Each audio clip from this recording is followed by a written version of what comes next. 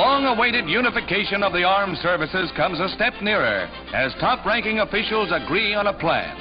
Headed by Secretaries Forrestal of the Navy and Patterson of War, they announced the organization which would include Secretaries for War, Navy, and Air, over whom would be a Secretary of Defense.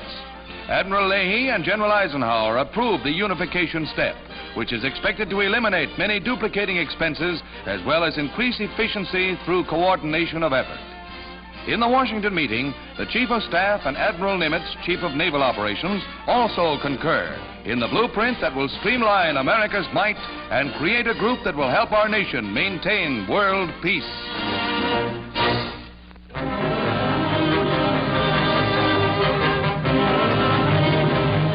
Officials tour towns in northern Greece and Salonika where bitter guerrilla fighting continues along the troubled frontiers.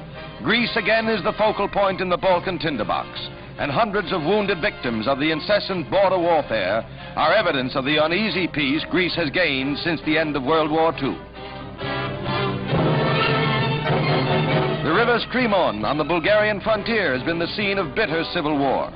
The bag of prisoners grows as they're rounded up, dirty and disheveled.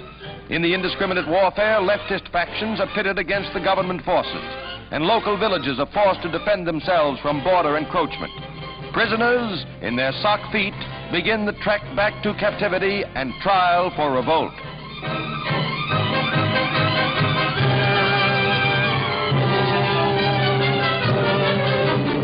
Again, misfortune strikes Greece.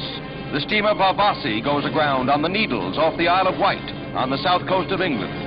The 4,000-ton vessel carries 15,000 gallons of wine, which rapidly go to Davy Jones' cellar.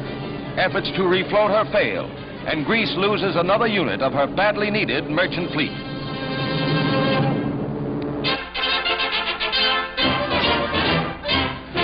Flanked by Senators Vandenberg and Connolly, who worked with him in drafting the treaties in meetings of the Big Four foreign ministers, James F. Burns signs peace documents for 4 defeated Axis nations: Italy, Bulgaria, Romania, and Hungary. The historic occasion is also Mr. Burns' last as Secretary of State, his last official act before retiring to private life.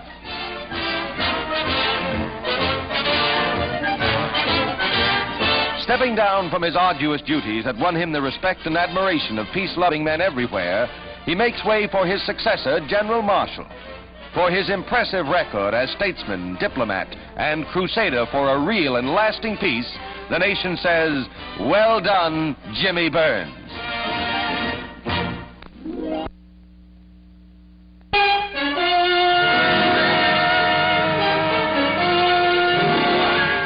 The Battle of the Georgia Governors for the seat left vacant by the death of Eugene Talmadge brings Governor Arnold post-haste to the state capitol. Mr. Arnold, who is legally unable to run in the last election, storms the governor's office from which he has been ejected after a fiery battle with Talmadge supporters. Following a vigorous effort to reinstall himself, Arnold decides to change his plan of attack, temporarily leaving the governor's chair to his political foe, Herman Talmadge, son of the deceased governor-elect. Talmadge, whose claim to the governorship is supported by the state legislature, presents his side. The legislature elected me governor of Georgia by a vote of 161 to 87. I have accepted my election, have taken my oath of office, and am now at my desk attending to the duties of my office.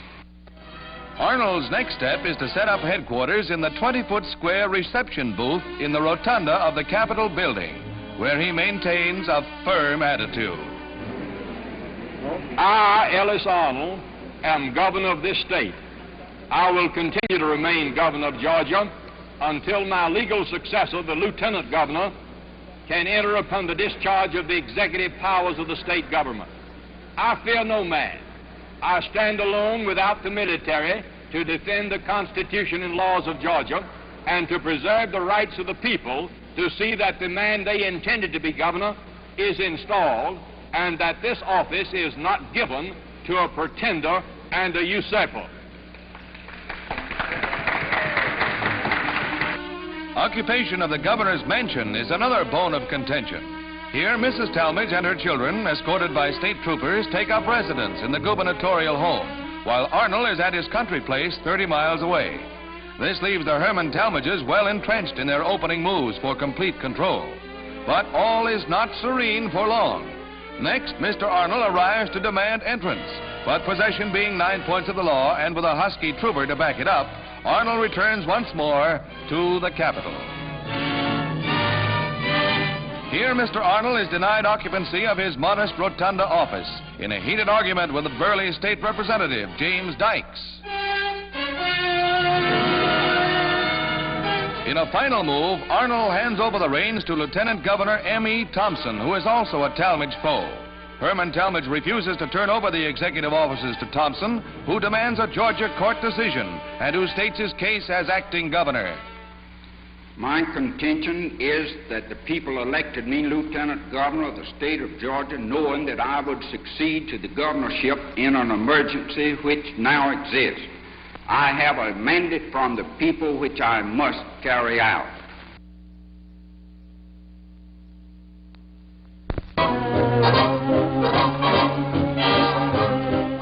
Strictly for the younger set is this fashion show in the blessed event room of the Stork Club in New York, and strictly swanky, too. Hostess is Miss Charmaine Billingsley. She looks mighty cute in her crepe de chine party dress, as any old son of Eli will tell you. This little goodnight ensemble by Miss L. Brogan lightens the heart of any young miss who wants to keep warm while putting Dolly to bed. Silk pajamas, too. Gee.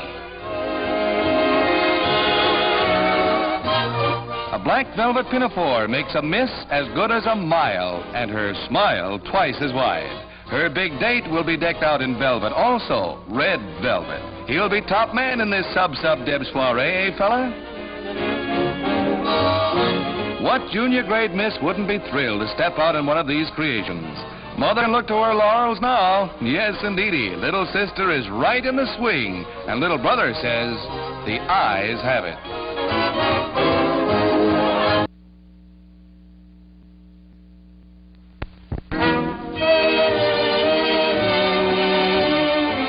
At the Lower Mainland Fur Breeders exhibit in Vancouver, these rare Kohinoor mink are center attractions. This is a champion silver blue platinum, a breeding triumph.